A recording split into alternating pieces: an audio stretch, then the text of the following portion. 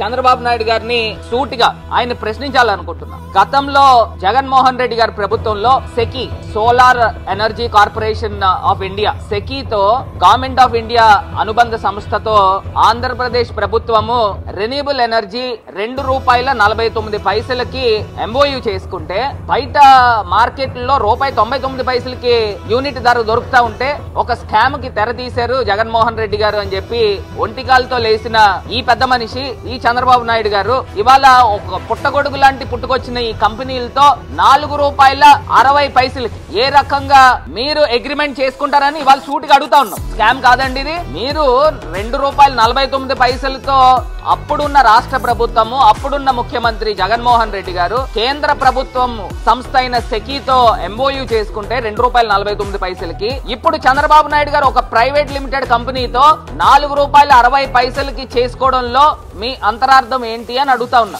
అంటే ప్రజల సొమ్ముతో మరి ఏ బేసిస్ లో వీరు చేస్తారనండి? అసలు బుద్ధున్నోడు ఎవడైనా చేస్తాడా? ఒకటే క్వశ్చన్. దీని దగ్గర మీకు సమాధానం ఉంటే మీరు మాట్లాడండి.